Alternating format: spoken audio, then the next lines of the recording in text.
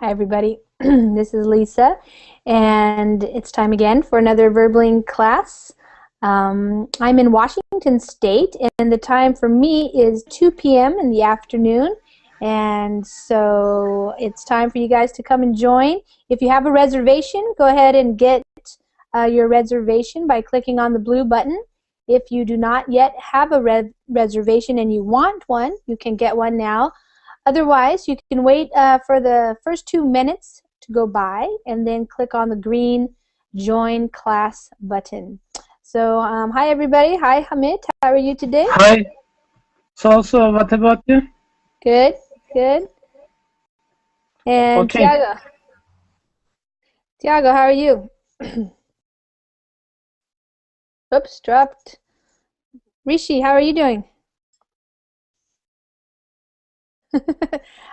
Your microphone might be muted, Rishi. So you can look at that. Yeah. How are you, ma'am? I'm doing well, thank you. How are you? I'm good. Ma'am, yesterday I asked you a question, ma'am, but you were not apparent to answer me. You said you didn't understand me. No, ma'am. Yeah, you wrote something very, what I can say, which is not that much understandable. So, ma'am, I can't get you. Okay, you can tell me what it is. You can ask me again. Ma'am, can you tell me the meaning of, ma'am, wait, ma'am. Only 1 minute. Impudent. Yeah, if somebody is impudent, it means like you're not obedient, you're not doing what you're supposed to be doing, and you are like you're talking back or you're being naughty, something like that. You understand that? Yeah, means very arrogant, very rant. Yes. Mm-hmm. Okay. Yep. Ma'am, can you tell me that how can I improve my vocabulary? Like, ma'am, I am working for my SAT examination.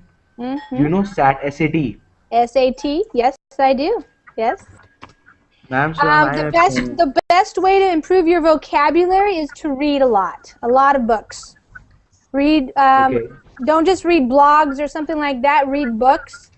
Read books in English that are like literature books, but also nonfiction, academic level reading, like in the sciences or social studies, history, things like that, because that's going to have a lot of vocabulary words that you will not hear if you're just talking to people or listening to everyday conversational type of English. If you're trying to Yes, study ma'am. for the SAT, you need to be reading a lot. Ma'am, so how can I prepare for SAT examination? There's lots of stuff online that helps you prepare for vocabulary, learning the meaning of words. Jargons. Ma'am, especially jargons. SAT is not going to have jargon on it. It's going to be academic. Okay. Yeah, it won't be conversational English. It's going to be words that even English native speakers don't know. So, ma'am, I need to have a good vocabulary. Yes, that's right. Yes. Okay, thank you, ma'am. You're welcome. You continue your class. Okay. If I have any doubt, I'll ask you. Great. Okay, hi everybody. This is Lisa, and we are going to be doing some reading in this hour. I posted the link to the Google document. I'll post it again. I just put it in the Verbling chat box. Now I will put it also in the Google chat box. Some people use that.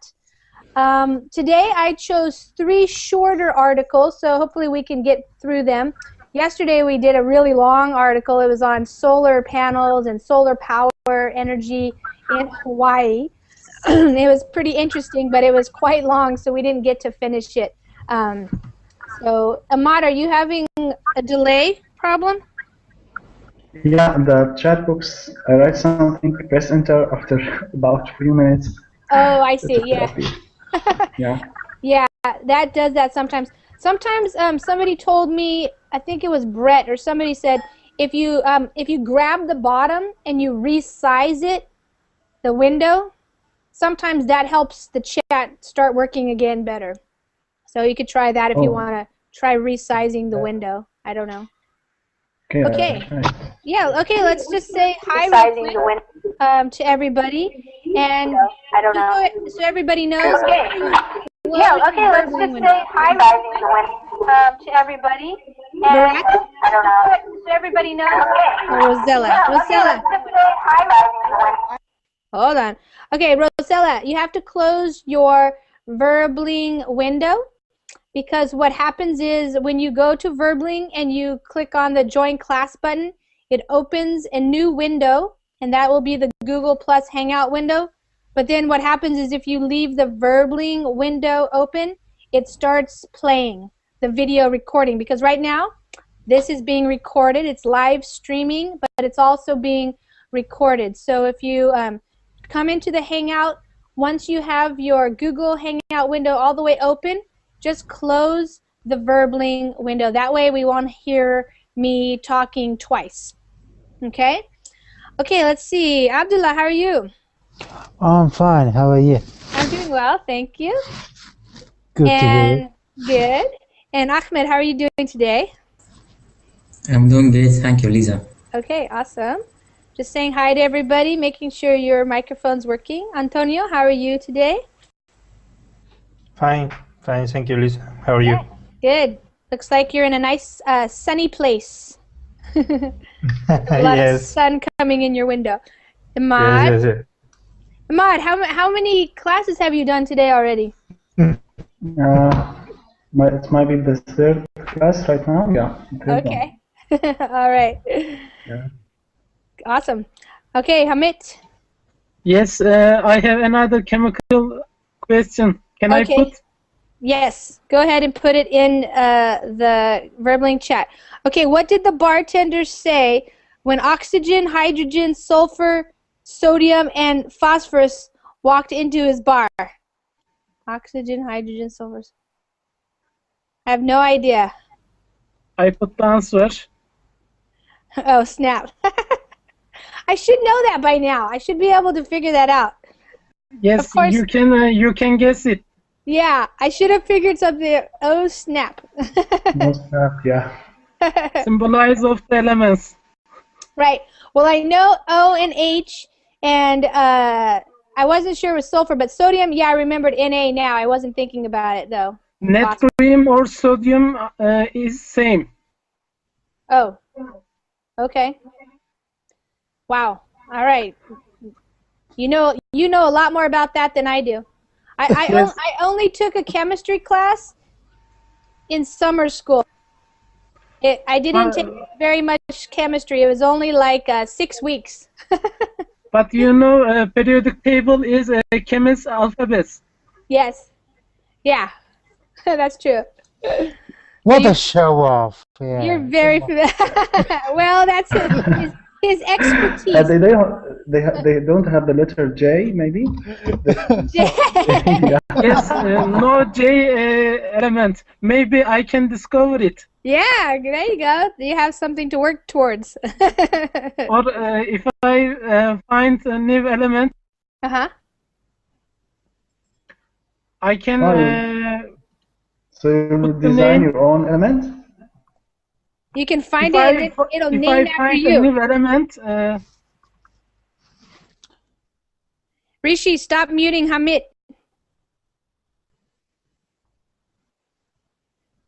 Okay, go ahead, Hamid. Yeah. Hamidodium. Hamidonium, yeah. Wow, that's nice. Yeah. Okay, Jose, how are you doing? We're just checking in with each other, and I'm checking to make sure that your microphone is on. So, Jose, if your microphone is muted and it's red, I can't hear you. So check on your microphone to see if it's muted, and then unmute the microphone. And Lorenzo, how are you? I'm fine, and you? Good, wonderful. All right. What is that in the background of your picture? Is that a boat, like a cruise ship? Yes. It's the seaport of Valencia in Spain. In Spain. Nice. Okay, looks nice. Okay, Rishi, how are you today? I'm good. Your You say? microphone. Good. Yeah, your microphone's working well. Okay. Rishi, where are you from? I'm from India, Lucknow, Uttar Pradesh. Uttar Pradesh. Okay, cool. What time is it there right now? Yes, ma'am. What time is it there? It is, ma'am, around 2 o'clock. Okay, 12 hours difference. 2 o'clock in the morning? Yeah. Wow, you're up late. Okay. Rosella, how are you? Ma'am, hello? Yes. Yes? Lisa, ma'am, can you please tell me the meaning of redundant? Redundant. Redundant. When you keep saying the same thing over and over again. You've already said it and you say it again, it's redundant. Okay, so ma'am, how can you be so good in English? You learned all this or what? She is a native speaker. Yeah, I'm an educated native speaker. Not just a native speaker, but I am educated as well. So I have a big vocabulary. Okay, but let's get going. Rosanna, how are you? Rosanna. Teacher, can you hear me, teacher? Oh, Rosella, yes, I can hear you now. That's good. I'm fine, thank you. Thank you, Okay. teacher, I'm fine. Great. And Rosanna has joined us too. Rosanna, can you? Hi, teacher. Hi. I'm here. Great. Okay, cool. All right, let's get going on our reading since we have 3 articles that we're going to read. I'm going to put them up in the screen share and also Google, or sorry, in the Verbling chat. So, hi Mine, how are you? Also in the, oh, you're welcome, Mine. Okay, so the way we do this is I'm going to read, and the reason why I'm reading it out loud is so you can listen to how I pronounce the words. Rishi, what's up? Ahmad, stop muting me. Okay, well, they don't want you to interrupt me anymore. And there's still a background sound. Please stop that, guys. It's really, really annoying. So the best thing that you can do is to mute yourself, and that way we won't have any background noise, because the background noise makes it difficult for people to hear. And then when it is your turn to read, you just unmute yourself. It's pretty easy to mute and unmute yourself.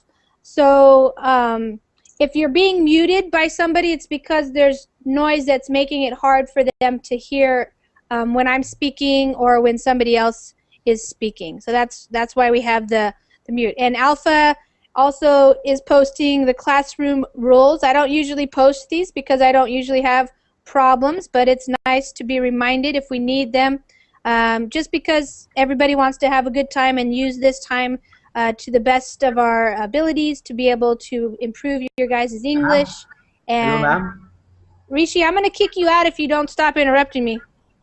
Ma'am, what I've done?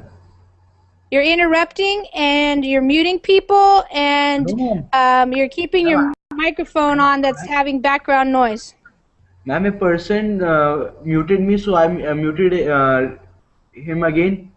Yeah, but we don't need to do that because we're not children, okay? Sorry, ma'am. Yep. Ma'am, can you tell me the meaning of charlatan? Don't you have a dictionary? Okay. Good. All right, so e-waste, what happens with your outdated or broken gadgets? That's the title of the first article, and so I will read the first paragraph or so I highlighted, and then you guys listen, and then we'll start with Abdullah. You can read after I do, okay? And we'll just go that way, and then I'll go over some vocabulary. If you have any questions, please don't hesitate to ask. I just kicked out Rishi, and so we got Mine in, and so I think everybody now in the class knows how it works. It's okay to come to class and ask questions, but not to waste our time, because everybody's here and we're all here to work, not to fool around. All right, so here we go. Technology fans across the world could not wait to get their hands on Apple's new iPhone 5 as soon as it was released. even though the new device required a whole new set of cords and connectors. What many Apple enthusiasts did not think about was the amount of electronic waste or e-waste. Okay, Abdullah. All right. Technology fans across the world could not wait to get their hands on Apple's new iPhone 5 as soon as it was released, even though the new device required a whole new set of cords and connectors. What many Apple enthusiasts did not think about was the amount of electronic waste or e-waste. Yes. So I think everybody probably understands most of this. The new device. So a device is just another word that describes the thing, usually an electronic thing or a technological thing. It's the device. So in this case, the device is just a word that refers to the iPhone.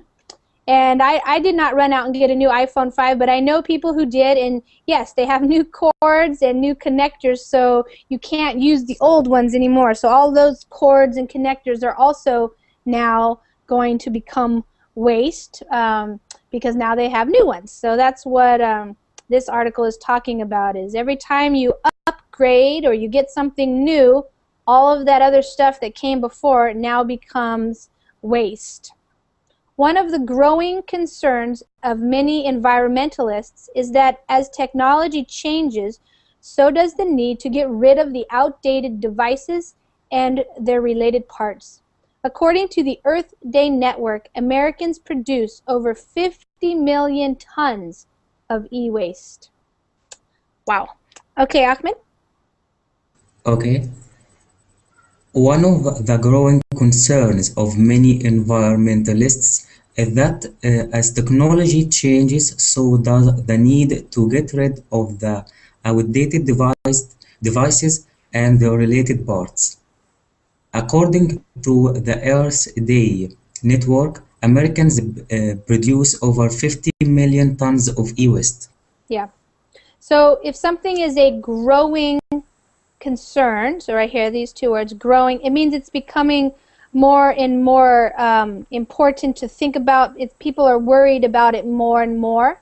So that's what's happening, is people who care about the environment, we call them environmentalists, people who are actively trying to do things to help the planet be healthy. They're called environmentalists.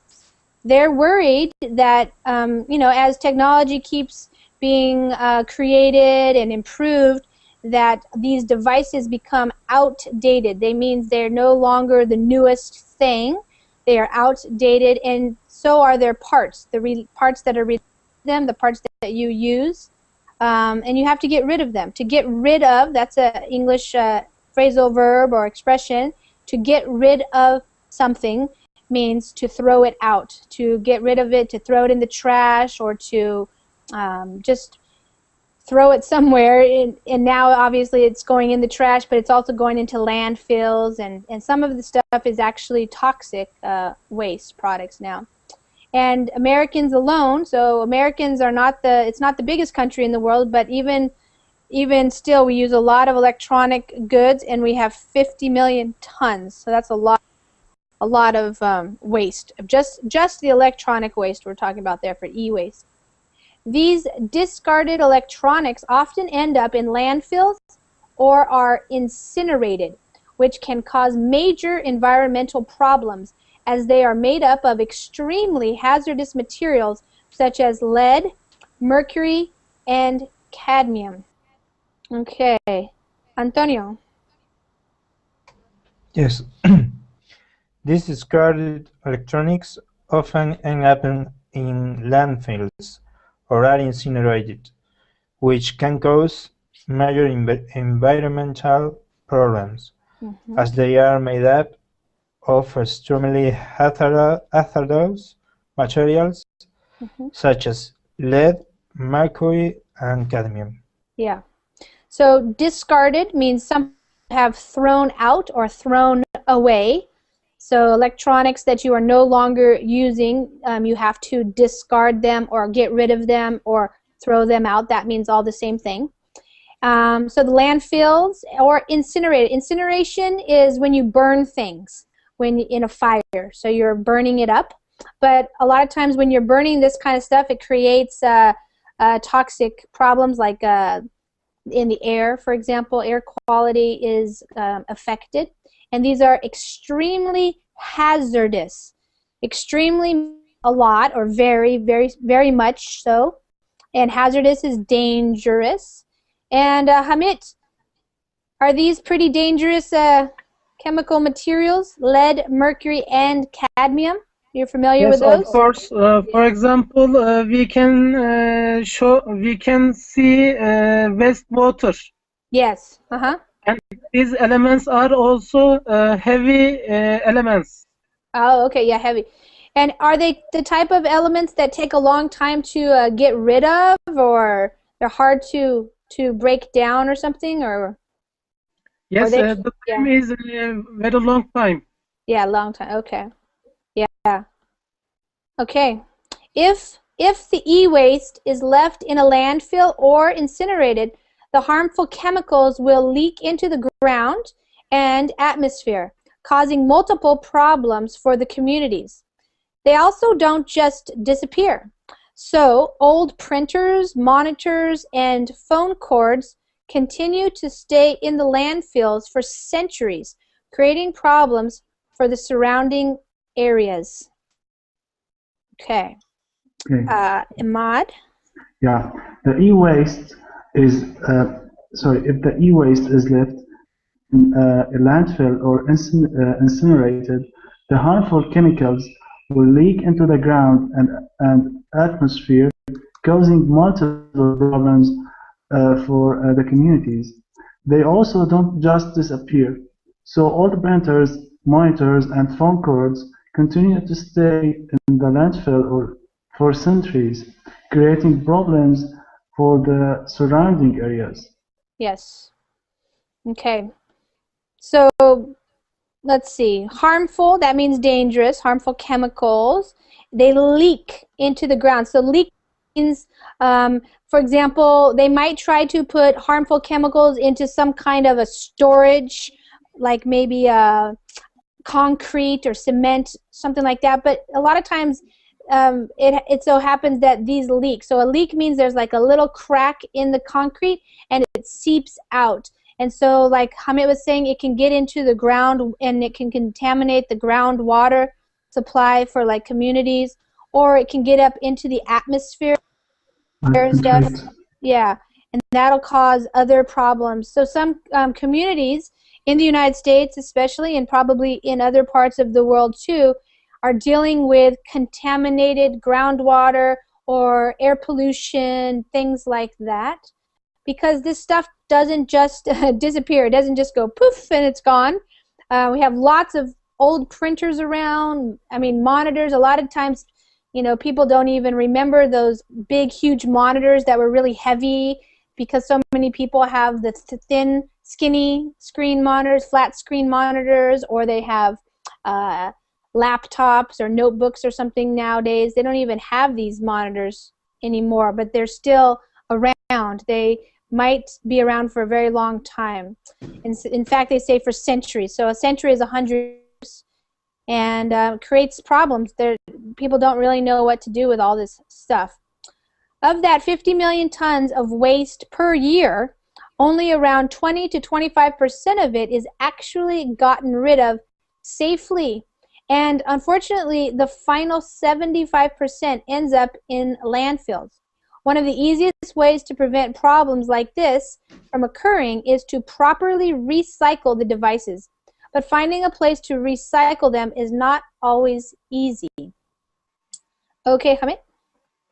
Of that 50 million tons of waste per year, only around 20 to 25% of it is actually gotten rid of safely, and unfortunately, the final 75% ends up in landfills. One of the easiest ways to prevent problems like this from occurring is to properly recycle the devices, but finding a place to recycle them is not always easy. Yes. Good. So I don't know about in your countries, in Egypt or Turkey or other countries, but in the United States, there are places where you can take your old computers, and I think you even have to pay money to recycle them, but you can do it. But of course, a lot of people don't know that it's harmful, and so maybe they just throw their stuff into the trash can or in the dump or something like that. They don't really think about how to get rid of it safely. So a lot of it's just ending up in the landfills, and that's causing problems. Every county, I'm going to move this down a little bit. Every county in the United States has a solid waste program. Every county, every city, every state has solid waste program. But there is no real program for e-waste, explains Earth Day Network's president, Kathleen Rogers. Each county has a different way that they collect e-waste. Some may ship it to another state. Some have partnerships with different recycling companies, and some do not do anything at all. Okay, Lorenzo. Every county in the United States has a solid waste program. Every county, every city, every state has solid waste program, but there is no real program for e-waste, explains Earth Day Network's president Kathleen Rogers. Each county has a different way that they collect e-waste. Some may ship it to another state. Some have partnerships with different recycling companies, and some do not do anything at all. Right. So basically, all she is trying to say is that there's not really what we call a uniform or a consistent program across the country. Every county, city, state, they have these different types of programs for different types of waste, but not really one specific for e-waste. So a lot of times people just don't know what to do with it. And so that can also be a problem. Roger recommends checking with your county to see what options they have for getting rid of e-waste, as there is no federal guidance for dealing with this type of garbage. In some cases, you need to drive the electronics directly to the local dump to be sorted, or go to an e-waste collection site at a local municipality. Okay, Mine? Okay. Rogers recommend checking with your county to see what option they have for getting rid of a waste, as there is no federal guides for dealing with this type of garbage. In some cases, you need to drive the electronics directly to the local dump to be sorted, or go to a waste collection site at a local municipality. Yeah, municipality. Yeah, so for example, in my small town, we have to drive, like if I have a computer or a monitor or a printer I need to get rid of, I might be able to try to sell it or give it away to somebody who could use it, but if I can't find somebody who wants to use it again, then I need to drive it to my local dump. The dump is what you call the place where people take their trash. It's called the dump. And that's where you have to drop it off there. And like I said, I think in my county you actually have to pay for it to be dumped, maybe $5 or something like that. So that money helps them deal with it, because now they have to deal with it. So, a local municipality, that just means like your local government. So if anybody has any questions, I'm kind of assuming that. Yeah, do you have a question? No, in this area I saw a lot of big old TV on the trash. Yeah.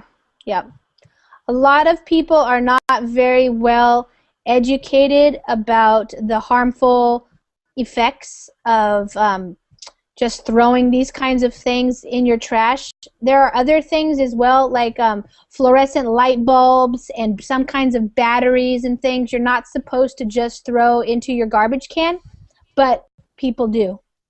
So it's kind of, trying to educate people about that stuff.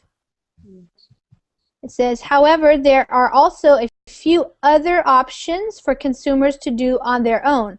Some private companies such as Best Buy and Home Depot offer options for recycling e-waste, and they take on the burden of sorting and figuring out where to ship it. It's important to check out the specifics about what they will take before hauling a bunch of unacceptable items to your local store. Okay, Pablo. Yes, yes. What's the meaning of hauling? Hauling a bunch? Hauling means to take something somewhere. So you haul trash to the dump, for example, or you take trash to the dump. Yeah. Right. Yes. Yes, I have to read. Yes. From however, right? Exactly. Yes. And however, there are also a few other options for consumers to do on their own.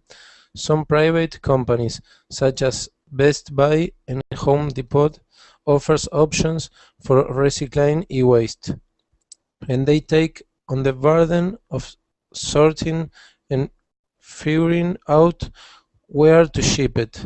It's important to check out the specifics about what they will take before hauling a bunch of unacceptable items to your local store. So they're basically saying that your local government or municipality may have some kind of program, but also some private companies like Best Buy is a big, huge, what we call box store, and so is Home Depot.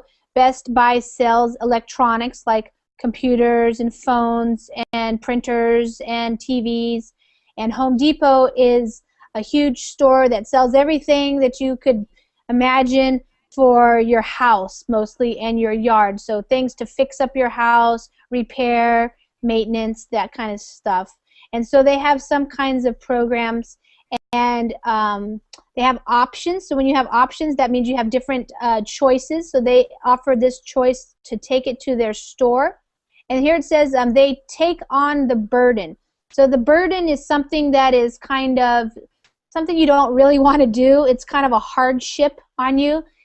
So they are taking on this burden of sorting. So that means, you know, they have to take your computer and then they have to put maybe the printer over here, and then they have to put the monitor over here, and then the cords over there. So that means sorting. So putting it in different places.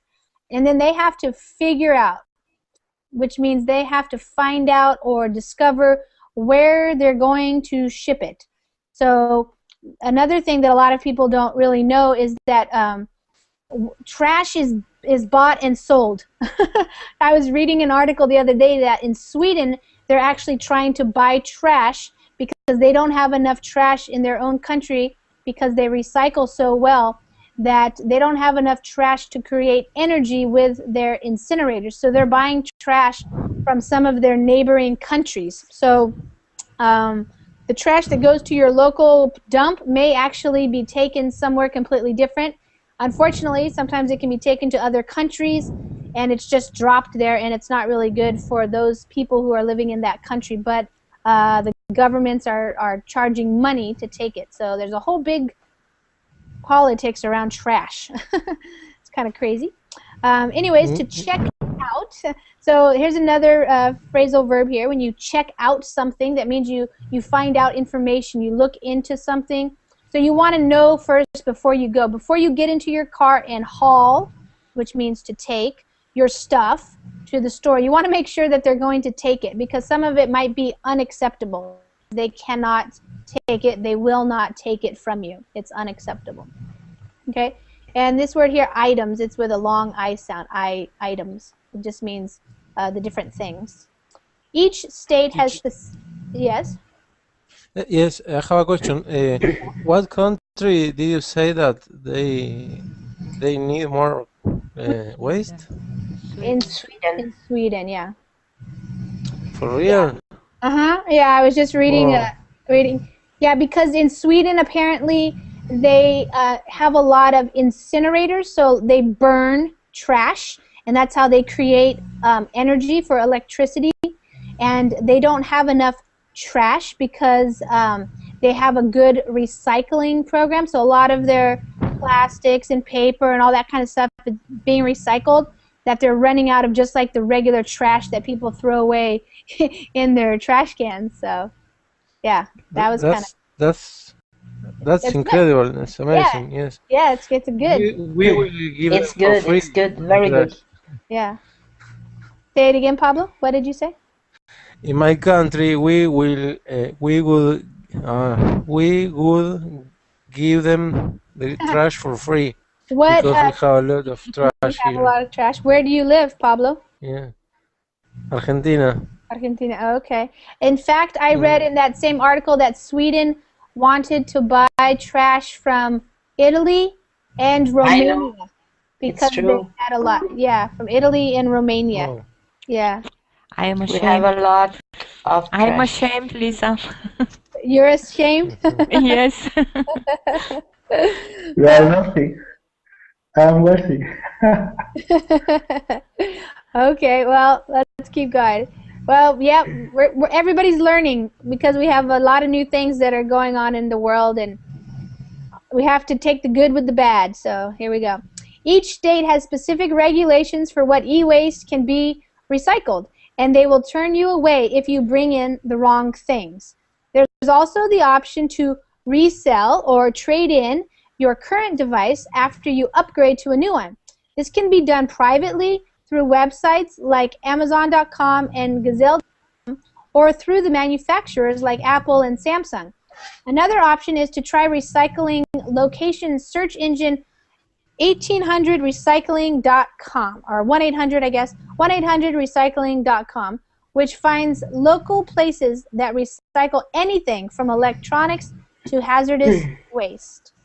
Okay, so go ahead, Rosella. Each state has specific regulation for what e-waste can be recycled, and they will turn you away if you bring in the wrong things. There's also the option to resell or trade in your current device after you upgrade to a new one. This can be done privately through websites like Amazon.com and Gazelle.com, or through the manufacturers like Apple and Samsung. Other option is to try recycling location search engine 800, it's correct, recycling.com. Yeah, 1-800. Which finds local places that recycle anything from electronics to hazardous waste. Yeah. Okay, so a couple of things here is each state has specific. The word specific. It's very detailed regulations. And so they have certain things that can be recycled and some things that cannot. So it's very specific.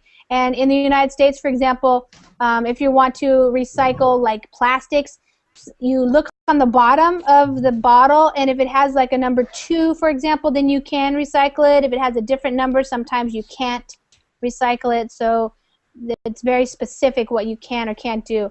And this phrase here, turn you away. To turn away somebody means they're going to say, no, you have to leave. We can't accept that. So you got turned away. Okay. So, yeah, that's what that. Okay. Yeah, a lot of people also, I don't know if you guys are familiar, in the United States we have, of course, there's eBay.com, and there's also Craigslist.org. And these are websites where people sell things to other people. And so, for example, a lot of times when people get new things, like a new iPod or a new iPad, like the latest technology, they often try to sell it. They don't just throw it away, because you can still get good money for, like, even if you have an iPhone 4 or an iPhone 3, you can still probably get $100 or a couple $100 for it.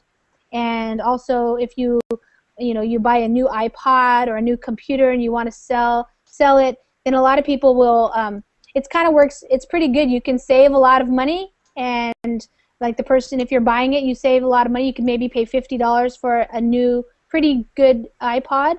You're not getting the latest technology, but you're also not paying $200. So that's happening a lot too. So it's not just about recycling, but that's called reusing. So reusing is reusing is a good thing too, to reuse stuff. Does anybody have any questions about the vocabulary? We're done with that article, and I'm going to move on to the next one, but I want to make sure you guys understood it well enough. Any questions?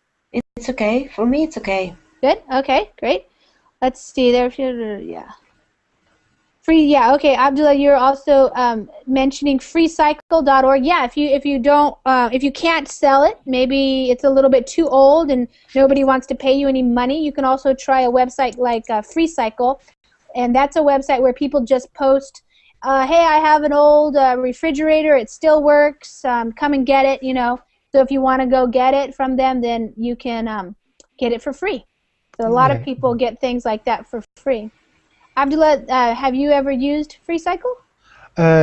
Yes, I have used, and I have exchanged a few things, and it's a really good idea. In that case, you can avoid, as I said, waste, and you are able to get know other people.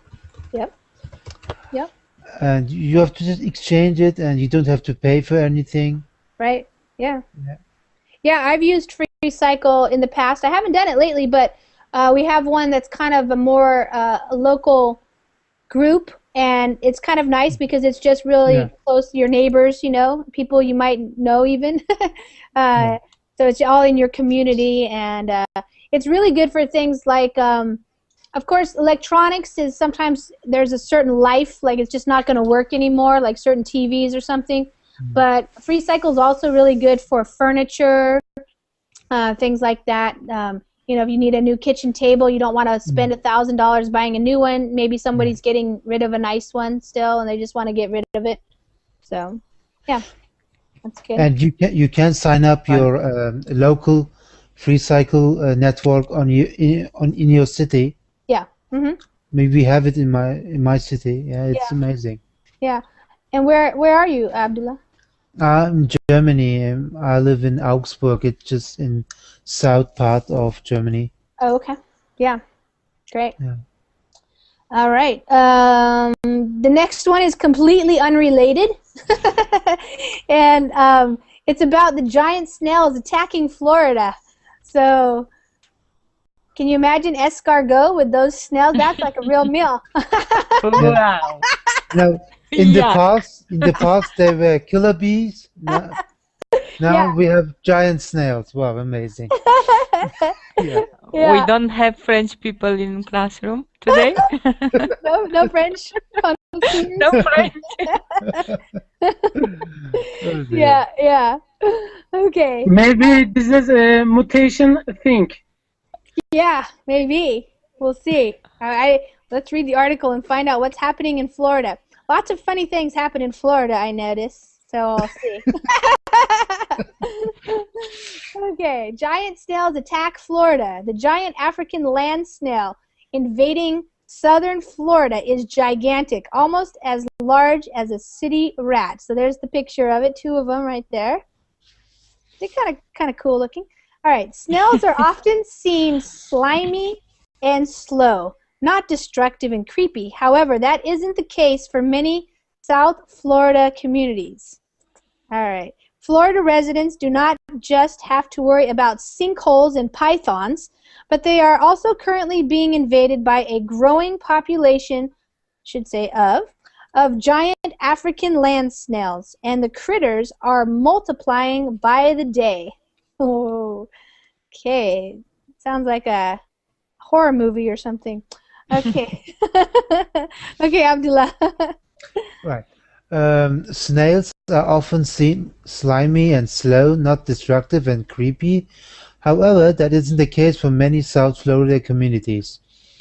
Florida residents do not just have to worry about sinkholes and pythons, but they are also currently being invaded by a growing population of giant African land snails, and the critters are multiplying by the day. Wow. Okay, a couple of vocabulary words here. I just want to go over slimy. So if you see in the picture, like the guy has his hand there underneath, if you've ever picked up a snail, that's slimy. All that gooey stuff, kind of a gelatinous kind of material, that's slimy. And you can see it when the moves along the sidewalk or the road. Sometimes they leave that slime. And so they're usually slimy and slow, but not destructive. Destructive means like they're destroying something, they're causing problems. And creepy is a word that we use when you're to describe how you feel, like something's gross or it just freaks you out or makes you feel kind of weird or disgusting or something like that. So creepy, it's like, ooh, that's creepy. But that's what's happening. and so I don't know if you guys have heard, but in the past or in the recent, maybe last month, they've had some problems with sinkholes where like a guy's house fell into a hole all of a sudden. So that's what that's referring to. A sinkhole is when there's the dirt underneath the top of the land where you build your house on. The dirt that's underneath, there's some kind of sand and dirt, and all of a sudden it kind of caves in and makes a hole, and whatever is up above, like a house, can fall into the hole. So that's been happening in Florida and scaring people. And then, of course, pythons are big snakes. Snakes, yeah. But they're having this invasion. So being invaded by means that they're coming more and more. Like, of course, invasion is the term that you use in war. For, you know, if one country invades another country, that's usually the start of a war. And they're giant. So that word right there is with the soft, so giant African land snails. And the critters. Critters refers to animals, little animals. So these little critters are multiplying. That means they're growing more every day. The monstrous mollusk can grow to be as large as a rat and has the ability to damage buildings by eating through thick plaster walls. They specifically like stucco because the material gives them calcium to build up their shells. That's crazy. Oh my gosh. Okay, Ahmed. Yes. Okay. The monstrous mollusk can grow to be as large as a rat and has the ability to damage buildings by eating through thick plaster walls. They specifically like stucco because the material gives them calcium to build up their shells. Yeah, that really sounds like some kind of I don't know, like a comic book or something, like we're gonna have to have Superman come and save us from the giant African snails or something, because they're eating the stucco, which is the stuff on the outside of the houses, kind of like a cement, but it's also usually has other things in it, and obviously I guess it has calcium, which is good for their shells, you know, calcium bones and things like that. So they're eating through people's walls. That's basically why they're damaging things. Of course, small, normal-sized snails don't do that. They might ruin your tomato plant or something like that, but they don't usually ruin your house. They also flourish in the area because they do not have any natural enemies to fend off, can easily attack many species of local plants, and have been able to reproduce in huge quantities. One of these slimy giants can lay 1,200 eggs a year. Whoa, invasion. Ahmad. Wow. Yeah. They also flourishing in the area because they do not have any natural enemies to find off. Can easily attack many species of local plants and have been able to reproduce in huge quantities. One of these slimy giants can lay 200 eggs a year. Yes.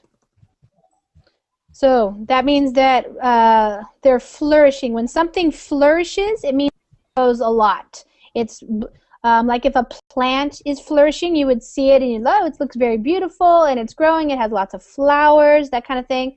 In this case, the snails are flourishing. That means they're reproducing and there's becoming more and more. And they don't have any natural enemies, although I think people need to start. So maybe that will happen. Then we will be their enemy. And so they can easily attack a lot of plants, and they are reproducing, means they're creating more of themselves, having babies in huge quantities, large amounts. Okay, invasive species spreading across America. So invasive means it's not natural to this environment. It's come in from another place, and so it has been invading. It's called invasive. So a lot of times that can happen with animals or plants, things like that. It's not natural to the area. There have been 117,000 of these snails picked up in Miami-Dade County since they first noticed the infestation in September 2011. Denise Fiber, a spokeswoman for the Florida Department of Agriculture and Consumer Services, told Reuters that it is important to get these massive guys under control as soon as possible. The snails are not just a problem for the area's vegetation, but they are for the area's human population as well. These little buggers carry a parasitic lungworm that can cause meningitis in people. Okay, well, I guess can't eat them then. Darn. Okay. Protein resources, but we cannot eat that. I guess not. Yeah. Okay, Errol, you want to read?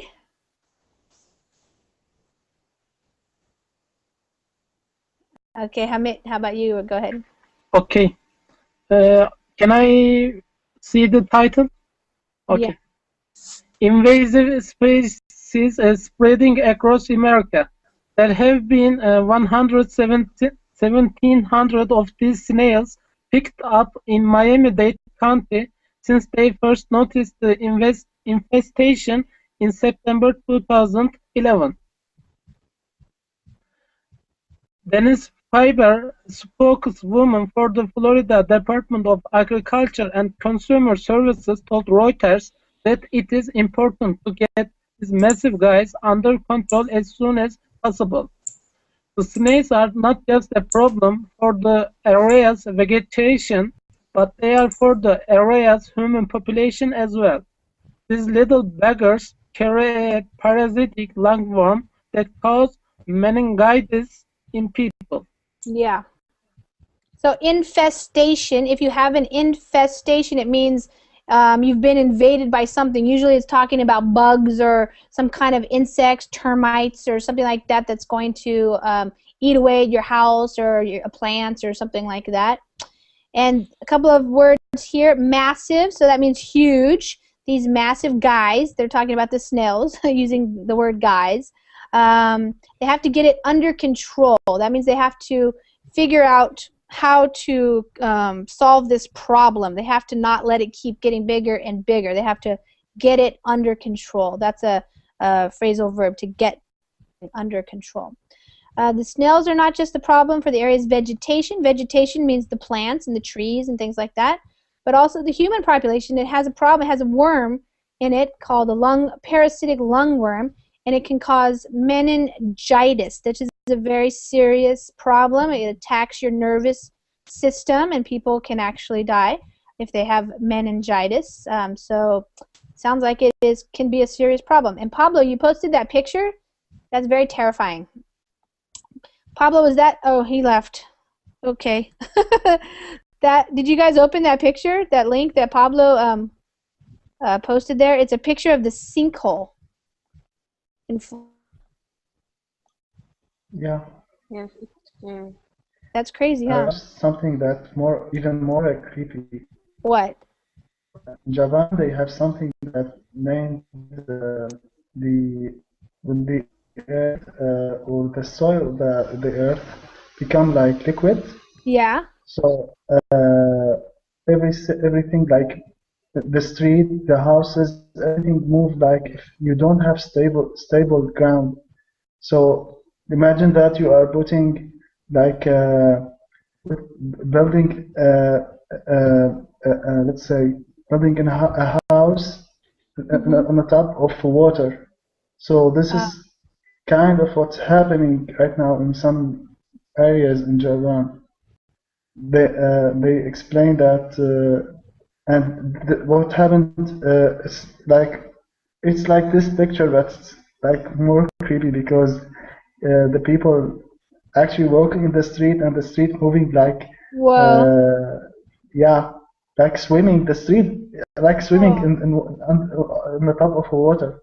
Wow, Yeah, but it's like dirt or sand or something that they're walking on, but it's moving. yeah. Whoa, that's creepy. Wow. The Earth is pretty amazing, huh?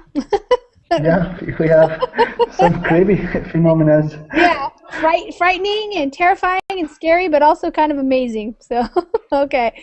All right, this last article we're going to read is it's just a very, it's what you call like a very fluffy kind of article. It's not really, it's just a little bit about Earth Day. Today's Earth Day, and Google. If you guys are familiar with going to search things on Google, you often see the little, what they call doodles, or graphic art things. Every time there's a holiday or something, they have a little new animation or a new picture. So they're commemorating, so that means when you're something, Earth Day with an animated doodle showing a cycle of all 4 seasons, it should read. All right, the search giant has been making quirky changes to its logo since 1998, and today it is marking this annual day to reflect on our planet. Okay. I'm not going to have you guys read that part. We'll just go straight to the actual thing. All that mattered, the first Earth Day. So it's a little history about Earth Day. The first Earth Day was on April 22nd, 1970. More than 20 million Americans took part in the day's festivities. Earth Day was founded by former U.S. Senator Gaylord Nelson, who was inspired by the passion of the anti-war movement. Nelson originally proposed a national teach-in on the environment, according to the Earth Day Network, which organizes grassroots events for the day. Okay, let's see. Where were we? Okay, hit Hazem? Yes. Go ahead and read that. The first Earth Day was on April 22nd, 1970. More than 20 million Americans took part in the day's festivities. Earth Day was founded by former U.S. Senator Gaylord Nelson, who was inspired by the passion of the anti-war movement. Nelson originally proposed a national teach-in on the environment, according to the Earth Day Network, which organizes grassroots events for the day. Mm-hmm. So festivities are just the things that happen at a party. A teach-in is something where you educate people about something. So to basically have a teach-in about the environment, why it's important to have good clean air, clean water. And grassroots means it happens from the bottom up. So like in a community, not from the top down like from the government. Earth Day came at a time when pollution was rampant. It means it was everywhere. And regulation was not commonplace. According to the Earth Day Network, Nelson was motivated to spread, they have problems with their English here. Motivated to spread awareness after following the events of a massive oil spill off the coast of Santa Barbara, California in 1969. Okay, Lorenzo. Earth Day came at a time when pollution was rampant and regulation was not commonplace. According to the Earth Day Network, Nelson was motivated to spread awareness after following the events of a massive oil spill off the coast of Santa Barbara, California in 1969. Mm-hmm. So that's what motivated him or inspired him. Huge, which that word today, oil spill. So it probably struck him as how terrible that can be. At the State of the Union address on January 22nd, 1970, President Nixon stressed the importance of environmental protection and said he asked Congress to support a $10 billion clean water program. Okay, Mine.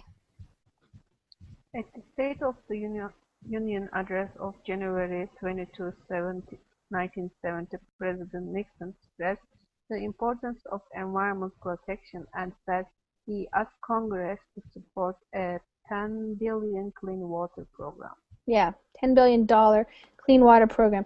The great question of the 70s is, shall we surrender to our surroundings, or shall we make our peace with nature and begin to make preparations for the damage we have done to our air, to our land, and to our water? Nixon said in his speech. And I'm just going to finish reading this.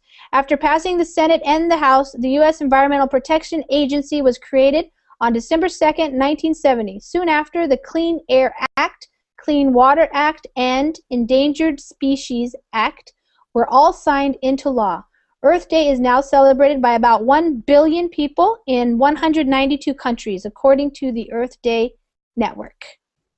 Okay, guys, we just barely finished that. Thank you for joining me and for reading and taking turns. I hope you guys enjoyed it. It's kind of crazy stuff out there happening on this earth. Yes, the snail was kind of wild. So we'll see what happens with the snails. I'm going to be doing a speaking class next. So if you want to talk some more and practice your English, then you can join me. Otherwise, I'll see you some other time. Okay? Okay. Bye. I want to say goodbye Thank you. because I will Bye. go to Congress, Lisa. Oh, okay, great. Well, have a good time. Have Thank fun. you. See you. Okay. Bye. Hi, everybody. This is Lisa, and it's time again for another Verbling class.